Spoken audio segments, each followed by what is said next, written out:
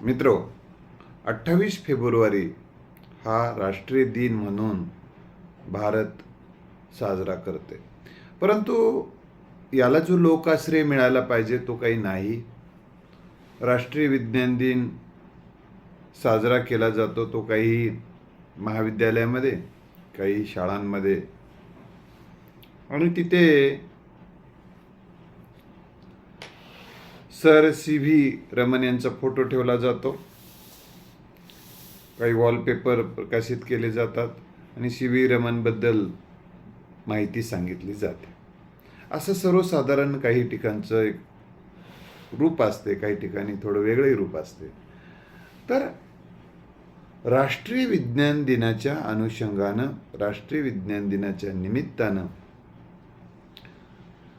आपण काही गोष्टी पाहणं गरजेचं आहे, त्या गोष्टीवर चर्चा होणं गरजेचं आहे, हे मला या निमित्तानं आपल्याला सांगायचं आहे. राष्ट्रीय विज्ञान दिन का साजरा केला जातो तर 28 फेब्रुवारी हा दिवस विज्ञान दिन यासाठी साजरा केला जातो की आपला भारतीय शास्त्रज्ञ सर सी.व्ही. रमन यांनी रमन परिणाम, रमन इफेक्ट या शोधाची घोषणा केली आणि या कामगिरीबद्दल त्यांना, या ऐतिहासिक कामगिरीबद्दल त्यांना नोबेल मिळालं, नोबेल पुरस्कार मिळाला. जगातील सर्वोत्कृष्ट पुरस्कार मानला जातो. आणि मग एवढा सन्मान मिळाला आणि ऐतिहासिक दिन ठरला 28 फेब्रुवारी, कारण त्या दिवशी त्यांनी घोषणा केली ती, मी हा शोध लावला म्हणून. मग भारत सरकारने हा ऐतिहासिक क्षण जतन करण्यासाठी, त्यांचा विज्ञानाला काही उपयोग व्हावा म्हणून, वैज्ञानिक दृष्टिकोन रुजावा हा हेतूही असावा म्हणून त्यांनी हा दिवस साजरा केला जातो. तर उद्देश, खरं तर याचा उद्देश असा आहे मुळात हा सुरू करण्यामागे, आणि असावाच, ते म्हणजे वैज्ञानिक दृष्टिकोन रुजवणे, वैज्ञानिक जागरूकता वाढवणे, विज्ञानाचे महत्त्व समजून सांगणे, दैनंदिन जीवनामध्ये विज्ञानाचे महत्त्व पटवून देणे आणि संशोधनाला प्रोत्साहित करणे. आता मला सांगा, या विज्ञान दिनाच्या अनुषंगानं जो शब्द येतो ते वैज्ञानिक दृष्टिकोन, बुद्धिप्रामाण्यवाद. आता वैज्ञानिक दृष्टिकोन म्हणजे काय तर वैज्ञानिक दृष्टिकोन म्हणजे केवळ व्याख्या समजून घेऊन चालणार नाही आपल्याला, तर आपल्या जगण्यामध्ये त्या वैज्ञानिक दृष्टिकोनाचा आपण कुठे कुठे उपयोग करायला पाहिजे, तो करतो का, या अनुषंगाने आपण थोडंसं बोलू. आता वैज्ञानिक दृष्टिकोन म्हणजे काय तर कार्य कारण भाव हा वैज्ञानिक दृष्टिकोनाचा गाभा आहे. वैज्ञानिक दृष्टिकोन काय म्हणते की कोणत्याही घटनेमागे कार्य कारण भाव असतो. कारण असल्याशिवाय कोणती घटना घडत नाही. हा वैज्ञानिक दृष्टिकोनाचा गाभा आहे. आता तुम्हाला वाटेल की काय मग याच्यात नवीन काय, कोणत्याही घटनेमागे कारण असते आणि याच्यात एवढं विशेष काय, तर विशेष यासाठी आहे की आपल्या देशामध्ये एक विचारधारा अशी आहे, त्याला तुम्ही अविचारधाराही म्हणू शकता. तर त्याचा हेतू असं बोललं जाते की सगळं काही आपोआप घडते, त्याची सगळी कृपा, असं बोललं जातं. ते त्याच्यामध्ये कुठलाही दुसरं काही कारण नाही, ते आपोआप घडते. त्याला सायंटिफिक काही रिझन वगैरे काही नाही. सायंटिफिक नावाची गोष्टच अंधश्रद्धा माणसाला आवडत नाही. तर हे सगळं आपोआप घडते. तर वैज्ञानिक दृष्टिकोन सांगते आपोआप काही घडत नाही, तर त्याच्या मागे एक रिझन असते, कारण असते, आणि हे कारण शोधायला सांगतं.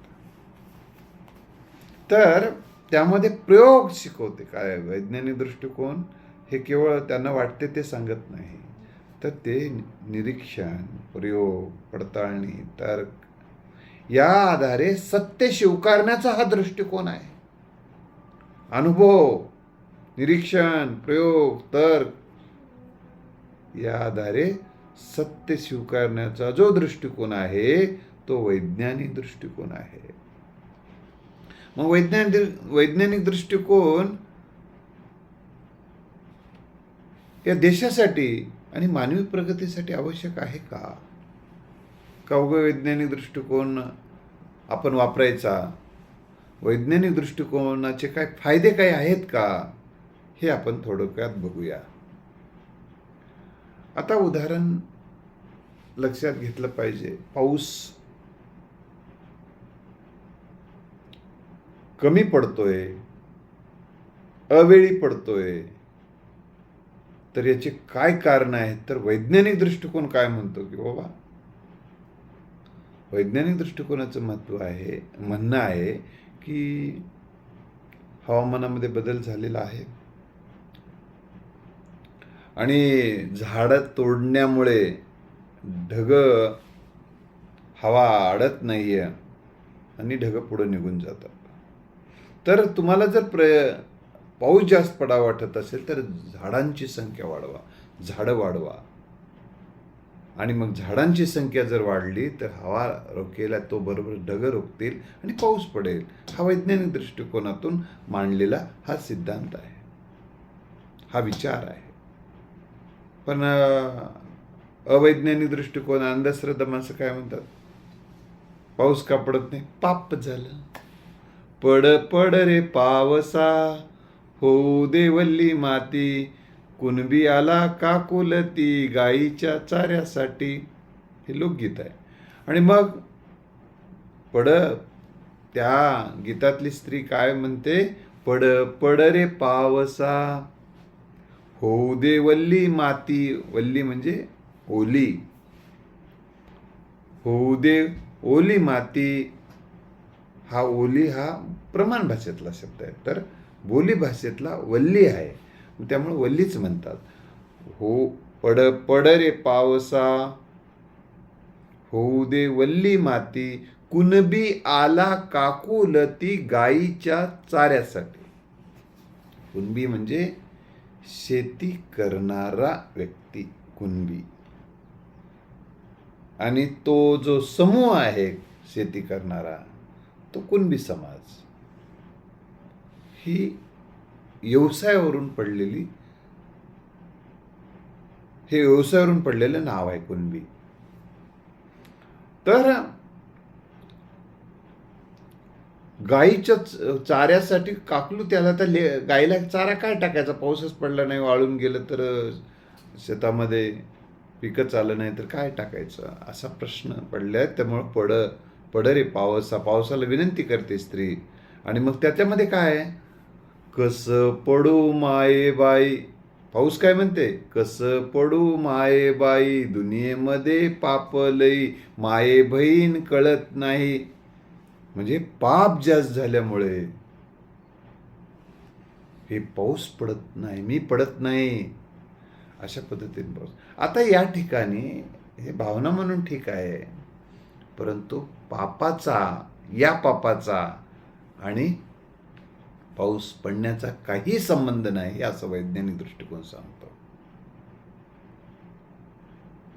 तर ते फक्त एक समज आहे, मानवी मनाला झालेला समज आहे, आणि तो कुठल्याही त्याला पुरावाचा आधार वगैरे काही नाही. तर वैज्ञानिक दृष्टिकोन चिकित्सा करत असतो आणि अंधश्रद्धा, अवैज्ञानिक दृष्टी चिकित्सेला घाबरतो. चिकित्सा म्हटलं की तो नको म्हणतो, पळून जातो. वैज्ञानिक दृष्टिकोनाला चिकित्सा आवडत नाही. जे आहे आम्ही म्हणतो ते खरं माना, नाही मानाल तर तुम्ही धर्मद्रोही, देशद्रोही सुद्धा तुम्ही, काय मन वाटेल ते म्हणतात. तर वैज्ञानिक दृष्टिकोन चिकित्सा स्वीकारते. आता मला सांगा, एखाद्या रोगाची चिकित्सा केली नाही, त्या रोगाची कारण त्या रोगावर आता मग काय उपाय करता येईल, हे उपाय केलं तर काय होईल, ते उपाय केलं तर काय होईल. जोपर्यंत डॉक्टर चिकित्सा करणार नाही, त्या रोगाचं निदान करून त्याच्यावर उपचार करून ऑपरेशन करणार नाही, तर तो रोग दूर होणार नाही. आपोआप होते, काही नाही. छू छू असा काही जणाला छू छू करून या देशाची वाट लावली काही लोकांनी, त्याच्यानं रोग दूर होणार नाही.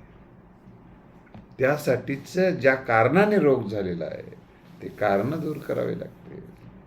जर आता तो रोग झाला दूर करण्यासाठी त्याच्यावर काही औषधी वापरावी लागेल. औषधीने तो बरा होणार नसेल तर त्याच्यावर शस्त्रक्रिया करून तो भाग काढून टाकावा लागेल. आणि तो परत होऊ नये म्हणून काही प्रतिबंधक उपाय आता योजावे लागतील. या संदर्भानं सायन्स जे काही पुराव्याने, जे तर्काने, ज्या अनुभवाने सिद्ध झालेलं आहे त्या उपाययोजना केल्या जातात. तर वैज्ञानिक दृष्टिकोन हे चिकित्सा करूनच आपला विचार मांडत असते. एखादी घटना का घडली, यामागे कोणते कारण आहे हे तपासणं म्हणजेच कार्यकारण भाव. मी आता सांगितलं. विज्ञान आणि वैज्ञानिक दृष्टिकोन यातलं काय फरक आहे असं काही जण विचारतात. खरं तर वैज्ञानिक दृष्टिकोनामुळे विज्ञान विकसित होतं. वैज्ञानिक दृष्टिकोनामुळे विज्ञान शाखा जन्माला आलेली आहे. वैज्ञानिक दृष्टिकोनामुळे विज्ञानविषयक सिद्धांत समोर आलेले आहेत. वैज्ञानिक दृष्टिकोन हे थॉट प्रोसेस आहे. एखाद्या घटनेकडे बघण्याचा अप्रोच आहे आणि त्या पद्धतीने बघून जे काही मतं मांडणं आहे तो वैज्ञानिक दृष्टिकोनाचा भाग. यातून जे काही सिद्धांत समोर येतात ते विज्ञान आहे. वैज्ञानिक दृष्टिकोन, विज्ञान ही एक ज्ञानशाखा म्हणून बघितली जाते. ही ज्ञानशाखा वैज्ञानिक दृष्टिकोनामुळे विकसित होते. असा दोघांचा संबंध आहे. आणि वैज्ञानिक दृष्टिकोनामुळे ज्या काही समस्या आहेत, वैज्ञानिक दृष्टिकोनाचा फायदा काय होतो, ज्या काही समस्या निर्माण होतात भौतिक, ज्या काही नैसर्गिक घडामोडी होतात, त्या मागचं दैवी कोप नाही तर त्यामागे एक विशिष्ट कारण आहे. त्या कारणाचा शोध घेणं हे वैज्ञानिक दृष्टिकोन घेते आणि त्याच्यावर उपाय सुचवते आणि त्या उपायानं जगाचं कल्याण होते. देवी रोग देवीच्या कोपामुळे येतो म्हणून सांगितलं जात होते. वेगवेगळे रोग कोण्यातरी अवकृपेमुळे, तर विज्ञानानं सांगितलं देवी रोगावर लस शोधून काढली, देवी रोगावर. आणि आज देवी रोग ह्या जगातून दूर झाला. क्षयरोग, TB ज्याला म्हणतो, तो बहुतांश प्रमाणात आज निर्मूलन झालं त्याचं. म्हणजे अशा त्याचं ते दैवी कोप म्हणून जर ठेवला असला तर या देशाचा कुप्पा वाजला असता. म्हणजे या देशाचा घात झाला असता. अजून वैज्ञानिक दृष्टिकोनामुळे काय फायदे होतात आपण बघताना की ज्ञानाच्या कक्षा रुंदावतात. वैज्ञानिक दृष्टिकोन हा काही विशिष्ट वस्तू नाही आहे, तर प्रत्येक गोष्टीकडे तो शंकेने पाहत नाही आहे. प्रत्येक गोष्टीकडे शंकेने पाहत नाही, तर त्याच्याकडे तो यामागचं काय कारण आहे, ही घटना का घडली, त्यामागचं काय कारण आहे, त्याचे काय इफेक्ट्स होतात, ह्या सगळ्या गोष्टी तपासतात. आणि यामुळं काय होतंय की समस्येचं खरं कारण समोर येते आणि खरं उपाय पण समोर येतात. हा वैज्ञानिक दृष्टिकोनाचा फायदा आहे. तो दैनंदिन जीवनामध्ये देखील उपयोगात आणणं गरजेचं आहे. आता उदाहरणार्थ एखाद्या शेतकरी खूप दिवसापासून शेतात सतत पाणी देतोय, भरपूर पाणी सोडून देतोय, भरपूर खत टाकतोय, आणि आता शेतात पीक पीक येत नाही सध्या. देवा काय कोप केलास रे, तुझं जागरण करतो की तुझा गोंधळ घालतो देवा, तुझला येतो रे, केस देतो रे, म्हणजे असं देवाला म्हणत बसल्यानं शेतीची सुपीकता वाढत नाही. तर अति पावसामुळे ती जमीन आता हे होऊन गेलेली आहे, खराब झालेली आहे, त्याची सुपीकता कमी होऊन गेलेली आहे, त्यातलं जे काही पोषक तत्व नष्ट झालेलं आहे,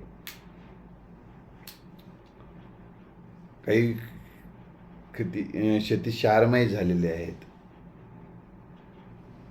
तर आता त्याच्यावर उपाय त्याच्यातलं पुन्हा त्याच्यामध्ये आपल्याला सेंद्रिय खताचा वापर करणे, त्याच्यामध्ये गांडूळ खताचा वापर करणे आणि काही दिवस शेती कसण्याचं थांबवून हे प्रयोग केल्यानंतर शेती पुन्हा कामाची होऊ शकते. तो मासोपीकचा थर आपण तयार करू शकतो मानवी प्रयत्नानं. तर म्हणून हा त्यामागचा दैवी कोपाचा भाग नाही. म्हणजे अशा छोट्या छोट्या छोट्या छोट्या गोष्टी, तर आपल्याला बऱ्याच गोष्टी वैज्ञानिक दृष्टिकोन हे मानत नाही. नारळात देवाची करणे, नारळात पाणी,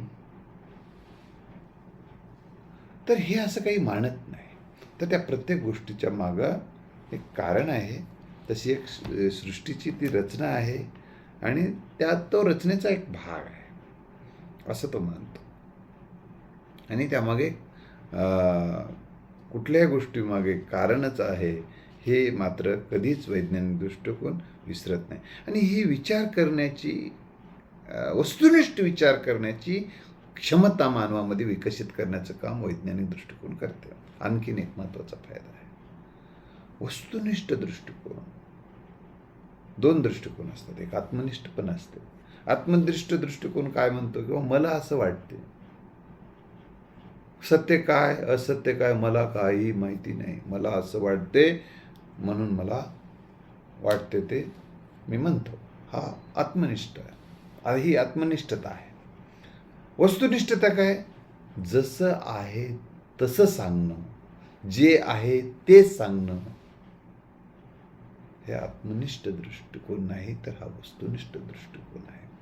आणि ही वस्तुनिष्ठ दृष्टिकोन तर्कशुद्ध विचार पद्धती आपल्याला विकसित करण्याचं काम हा वैज्ञानिक दृष्टिकोन करतो. प्रयोगशीलता वाढीस लावण्याचं काम करत असतो. आता आपल्याला दुसरा एक शब्द बघणं गरजेचं आहे या विज्ञान दिनाच्या निमित्तानं. बुद्धिप्रामाण्यवाद हा एक शब्द येतो. आता हे ज्ञान प्राप्त करण्याचं साधन बुद्धी असली पाहिजे, हा बुद्धिप्रामाण्यवाद सांगतो. ज्ञान प्राप्त करण्याचा मुख्य साधन बुद्धी आणि अनुभव. बुद्धी आणि अनुभवाच्या आधारे त्या वस्तुस्थितीचं विश्लेषण करणं, त्यातून मार्ग काढणं हा बुद्धिप्रामाण्यवाद शिकवत असतो. तर कोणत्याही गोष्टीवर अंधविश्वास न ठेवता बुद्धी, तर्क आणि वैज्ञानिक पुराव्याच्या आधारे, वैज्ञानिक कसोटीच्या आधारे एखादी गोष्ट तपासून पाहण्याची विचार प्रक्रिया म्हणजे बुद्धिप्रामाण्यवाद आहे. मग आता आपण हे तपासतो का? जसे बाजारामध्ये आपल्याला जे तिथं बसणारे माल विकायला तराजू घेऊन बसतात, ते तराजूचे काटा बरोबर आहे की नाही तपासला जातो. अन्न तपासलं जाते, वेगवेगळ्या बाबी तपासल्या जातात. मग हे विचार तपासण्याची गरज आहे आता. कारण अन्न का तपासलं जाते, हॉटेलमधलं अन्न तपासलं जाते, कारण ते अन्न खाल्लं तर ह्या पब्लिकला, ग्राहकाला नुकसान पोहोचू शकते. ते अशुद्ध अन्न देतात का, दूषित अन्न देतात का, खराब अन्न देतात का, म्हणून त्यासाठीचं अन्न तपासण्याचं काम अधिकारी वर्ग करतात. तर आता आपल्याला सुद्धा या देशातली थॉट प्रोसेस, विचार पद्धती तपासण्याची गरज आहे. तुम्ही विचार कसे करता, तुमचा धर्म कसा विचार करतो, हे तपासण्याची गरज आहे. आणि जर तो तपासला आणि तो बुद्धिप्रामाण्यवादावर टिकत नसेल, वैज्ञानिक कसोटीच्या आधारे जर टिकत नसेल, तर त्याला रिटायर करण्याची गरज आहे. आम्ही जर तो रिटायर करू शकलो नाही तर मानवासाठी तो घातक ठरेल. आपण ही गोष्ट लक्षात ठेवली पाहिजे. म्हणून आता काही जणांचं म्हणणं आहे, सर वैज्ञानिक दृष्टिकोन स्वीकारला तर आमचा धर्म धोक्यात येईल का? हां, तुमचा धर्म धोक्यात येणार नाही. मग धर्मामधले जे अधर्म आहे ना, तो धोक्यात येऊ शकतो. तुम्ही जे धर्म म्हणून सांगता, धर्मातला जो अनावश्यक मानवी जीवनासाठी घातक घटक आहे तो मात्र धोक्यात येऊ शकतो. मानवाच्या कल्याणासाठी जे जे काही असेल ते धोक्यात येण्याचं काही कारण नाही. त्यातली धर्मांधता, आंधळेपण मात्र तुमचं जाणार आहे. आता उदाहरणार्थ तुमचं त्या धर्मामधलं खोटेपण जाणार आहे. आता खोटेपणाला तुम्ही धर्म मानत असाल तर तुम्हाला लखलाभ तुमचा धर्म, पण त्यातला खोटेपणा दूर करण्याचं काम वैज्ञानिक दृष्टिकोन आणि बुद्धिप्रामाण्यवाद करत असतो. आता एक उदाहरण मी तुम्हाला या निमित्तानं सांगतो. या धर्मांधळे लोकांना सत्य स्वीकारावं वाटत नाही. ते सत्यापासून दूर पळतात आणि मग सत्य सांगणाऱ्याच्याच विरोधात ते चिडतात. कारण त्यांना प्रश्न विचारलं की त्यांच्या बुडाखाली आग लागते. कारण प्रश्न विचारणे, चिकित्सा करणे, वस्तुनिष्ठ दृष्टिकोन स्वीकारायला सांगणे त्यांना आवडत नाही. आता उदाहरणार्थ गॅलिलिओला किती त्रास झाला. त्यांना जन्मठेपेची शिक्षा करण्यात आली, आयुष्यभर नजर कैदेत ठेवण्यात आलं. त्याचा काय दोष होता गॅलिलिओचा? गॅलिलिओने एवढं सांगितलं होतं की ही जी पृथ्वी आहे ही सूर्याभोवती फिरते, ती स्थिर नाही. असे त्यांनी पुराव्याच्या आधारे सिद्ध केलेले होते. मग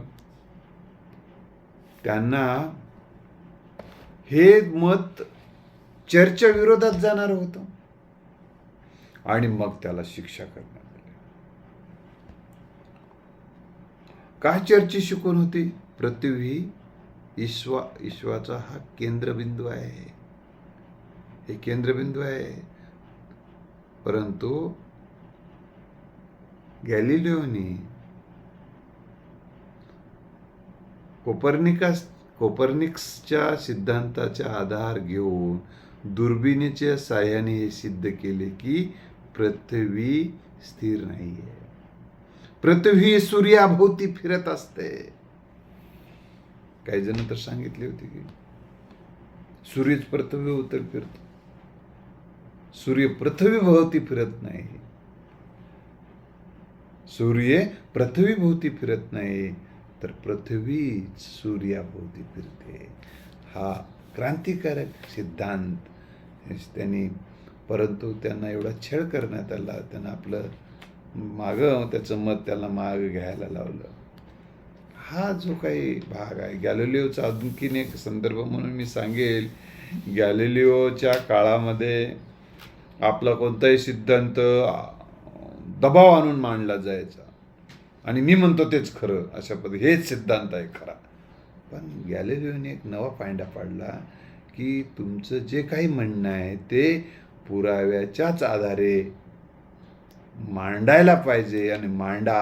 आणि त्यांनी ते मांडला आणि असा नवा पायंडा सुरू केला. मला जे वाटते तो सिद्धांत असं नाही आहे. तर आम्ही विज्ञान दिनाच्या निमित्ताने तर आमच्या देशामध्ये वैज्ञानिक दृष्टिकोन रुजवणं हा आपल्याला संविधानाने सांगितलेला आहे, आपलं कर्तव्य म्हणून सांगितलेलं आहे. वैज्ञानिक दृष्टिकोन रुजवणे, तो जोपासणे, त्याबद्दल जाणीव जागृती घडवून आणणे हे आपलं भारतीय म्हणून एक कर्तव्य आहे. त्यामुळं मी या संदर्भात आपल्यासमोर हे विचार मांडण्याचा प्रयत्न केलेला आहे. आपण हा वैज्ञानिक दृष्टिकोन समाजात रुजवणं हा काहीला भीती बाळगण्याचं कारण नाही. सार ते राहणार आहे, असार ते निघून जाणार आहे वैज्ञानिक दृष्टिकोन. त्यामुळे घाबरू नका. तुमच्या निरोगी शरीर राहणार आहे, पण शरीराचा जो एखाद्या पार्टमध्ये जर रोग झालेला असेल तर तो डॉक्टराच्या तपासणीमुळे सोनोग्राफीमुळे तो रोग लक्षात येणार आहे आणि त्या रोगावर शस्त्रक्रिया होणार आहे. वैज्ञानिक दृष्टिकोन स्वीकारला तर शरीर अजून तुमचं स्वस्थ होणार आहे, शरीराचं तुमच्यासाठी आवश्यक राहणार आहे. तसंच तुमचा धर्म हा काही नष्ट होणार नाही. धर्मातले जे विज्ञानाच्या कसोटीवर टिकणारे विचार, तुमचा आचारधर्म, तुमचं तत्त्वज्ञान टिकणारच आहे. पण जे चुकीचं आहे तेवढं तुमचा तेवढा मन मोकळा पाहिजे, मनपणा पाहिजे. कारण ठीक आहे, त्या काळात ते सांगितलं गेलं होतं, ठीक आहे, आज ते आज बदलून घेऊया. हा मनमोकळेपणा तुम्हाला स्वीकारला तर तुमचा धर्म अधर्म ठरणार नाही, नाही तो कालबाह्य ठरू शकतो. कारण आताची पिढी आता वस्तुनिष्ठ विचार करते, तर्कशुद्ध विचार करण्याचा प्रयत्न करते आहे, कार्यकारण भावानं जगते आहे, वैज्ञानिक दृष्टिकोनानं ती जगते आहे. तर या पिढीच्या समोर तुमचा तकलादू धर्म टिकणार नाही. तर तुम्ही वेळीच जागरूक झालात, त्या तकलादू जे जे काय असेल ते अनावश्यक ते काढून टाकलं पाहिजे. कारण लहानपणी घातलेला ड्रेस आजही मी घालतो म्हणून आग्रह धरू लागलो तर तो हास्यास्पद आणि अव्यवहार्य ठरेल, व्यवहार्य ठरणार नाही आणि तो उपयोगी ठरणार नाही, त्याचा उपयोगच होणार नाही. नाही उगा लावून बघतो असं जे तवाचेच लहान इतकेच ठीक आहे, नाही तर नाही, मग सगळं नग्न व्हावं लागेल. तसं तुम्हाला नग्न व्हायचं आहे का, हा प्रश्न आहे. तर मित्र, मला नग्न राहायचं आहे का तसं आग्रह धरून लहानपणीचेच कपडे वापरतो आता म्हणून? मग तसं ज्या काळामध्ये तो विचार त्यांनी मांडला, तत्कालीन एकंदरीत विज्ञान विकसित झालेलं नव्हतं, वैज्ञानिक दृष्टिकोन लोकांमध्ये रुजलेला नव्हता. त्यानं जे वाटलं ते सांगितलं, असं तो धर्माचे विचार आहेत. त्यांना वाटलं असं तसं सांगितलं त्याने. कोणती गोष्ट पवित्र त्यांना वाटलं ते सांगितलं त्याने. पण आज त्या गोष्टी काही कालबाह्य होत असतील तर त्या आपण सोडून दिल्या पाहिजे. जे अनावश्यक, नाकाला शेंबूड आला तर आपण सोडून देतो ना, काढून टाकतो. पण डोळ्याला चिप्पड आला तर ठेवून बसतो का? नाही. मग जे अनावश्यक जे शरीरातलं जसं काढतो, टॉक्सिस काढून टाकलं तरच शरीर शुद्ध राहणार आहे, शरीर स्वस्थ राहणार आहे, शरीर निरोगी राहणार आहे. तसं या धर्मामधले आपल्या अनावश्यक घटक जे जे काय असतील ते काढून टाकण्यामध्ये तुमच्या धर्माचं हित आहे. तर या अनुषंगानंही या निमित्तानं चर्चा व्हावी, विवेकवादाची चर्चा व्हावी, प्रामाण्यवादाची चर्चा व्हावी, वैज्ञानिक दृष्टिकोनाची चर्चा व्हावी. हे विज्ञान दिनाचं खऱ्या अर्थानं विज्ञान दिन केल्याचं फलित ठरेल काहीतरी. तर या अनुषंगानं विचारविनिमय व्हावा. यातून अजून काही जणाला एक भीती वाटत असते, आमचं प्राणायामाचं काय? प्राणायाम हे वैज्ञानिक दृष्टिकोनावर आणि विज्ञानाच्या कसोटीवर टिकणारी गोष्ट आहे. प्राणायाम आहे, ध्यान आहे, हे ध्यान मेडिटेशन वगैरे आहे, हा सुद्धा वैज्ञानिक कसोटीवर टिकणारी गोष्ट आहे. तुमचा तर काहीच कारण योग हे एक शास्त्र आहे, तो टिकणार आहे. त्यातले काही चार गोष्टी जातील बाजूला, पण टिकणार आहे. आयुर्वेद टिकणार आहे. तुमचे इतरांच्या कल्याणाबद्दलच्या ज्या काही विचार आहेत ते टिकणार आहेत. त्याच्यामुळे असं काही घाबरायचं कारण नाही. तर मित्र, हा जो विचार मी आपल्यासमोर ठेवला आहे, हा कोण्या धर्माच्या विरोधात नाही, कोण्या व्यक्तीच्या विरोधात नाही. विशिष्ट धर्माला उद्देशून बोलतोय असा काही अर्थ नाही. तुम्ही जो काही धर्म मानता, धारण करेल तो धर्म, तुम्ही जो विचार धारण करता तो तुमचा धर्म असेल, तर मग मला तो विचार मग स्वीकारलेला आहे, तर तुमच्यासाठी आणि समाजासाठी घातक असेल तर तो सोडून द्या. याचा अर्थ असा आहे का घातकच विचार स्वीकारलं म्हणजे धर्म स्वीकारणं आहे का? नाही. तुम्हाला हितकारक, सकारात्मक, हितकारक, उपयोगी विचार स्वीकारणं आणि त्याचा आविष्कार करत जगणं हा धर्म पाळण्याचा भाग आहे. आविष्कार करत जगणं हा धर्म पाळण्याचा भाग आहे. तो धर्म असा पाळत जगा जो सकारात्मक आहे, उपयोगी आहे, संविधानाच्या विरोधी जाणारा नाही. तर या अनुषंगाने आपण चिंतन करावं एवढी एक अपेक्षा व्यक्त करतो. थांबतो. धन्यवाद.